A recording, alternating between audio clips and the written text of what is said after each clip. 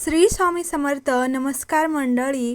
देवघरात पाण्याचा कलश का ठेवतात? देवघरात पाण्याचे भांडे किंवा कलश ठेवण्याचे धार्मिक आणि वास्तू महत्त्व काय आहे? ह्यामुळे घरात सुख समृद्धी कशी येते? सनातन धर्मात पूजाविधी जेवढी महत्त्वाची आहे तेवढेच पूजेमध्ये वापरल्या जाणाऱ्या पवित्र साहित्यालाही महत्त्व आहे. आपण अनेकदा पाहतो की घराच्या देवाऱ्यात किंवा पूजेच्या ठिकाणी तांब्याभर पाणी ठेवले जाते. पण तुम्हाला माहीत आहे का की त्याचे खरे कारण काय? वास्तुशास्त्र आणि धार्मिक मान्यतेनुसार देवघरात पाण्याचा कलश ठेवण्यामागे अत्यंत महत्त्वाची कारणे आणि काही अद्भुत फायदे दडलेले आहेत. तर ते आपण जाणून घेऊया. हिंदू संस्कृतीत प्रत्येक लहान-सहान गोष्टीमागे वैज्ञानिक आणि आध्यात्मिक आधार दिलेला आहे.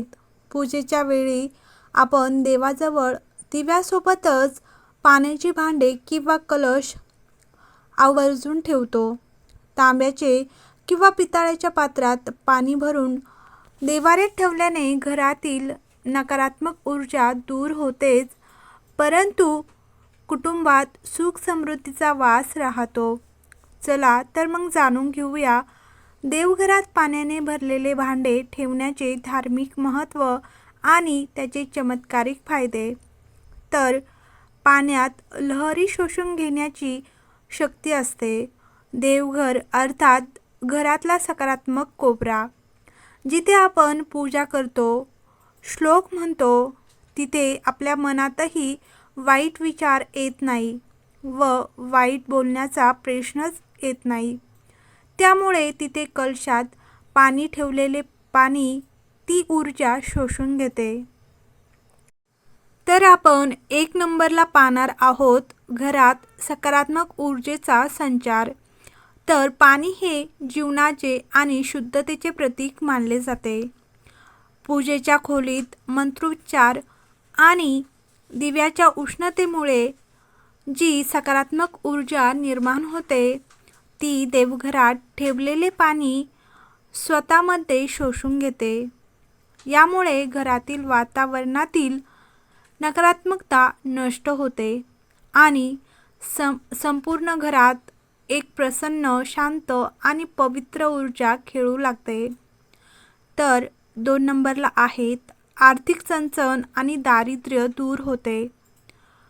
वास्तुशास्त्रानुसार देवघरामध्ये पाण्याचे भांडे नेहमी ईशान्य कोपऱ्यात किंवा देवाच्या उजव्या बाजूला ठेवावे. ईशान्य दिशा ही जलतत्वाची दिशा मानली जाते. ह्या ठिकाणी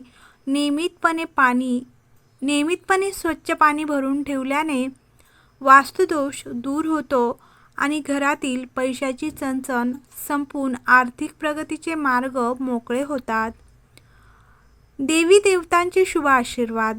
तर असे मानले जाते की पूजेच्या खोलीत ठेवलेले पाण्याचे भांडे हे वरुण देवाचे म्हणजे जलदेवाचे प्रतीक असते. जेव्हा आपण देवाजवळ पाणी ठेवतो तेव्हा ते एक प्रकारे देवाचे आचमन मानले जाते. ह्यामुळे घरातील देवी देवता प्रसन्न होतात आणि कुटुंबातील सदस्यांना सुख, दीर्घायुष्य आणि उत्तम आरोग्याचे वरदान लाभते. तर 4 नंबरला आहे देवघरात पाणी ठेवताना ह्या गोष्टींची काळजी घ्यावी.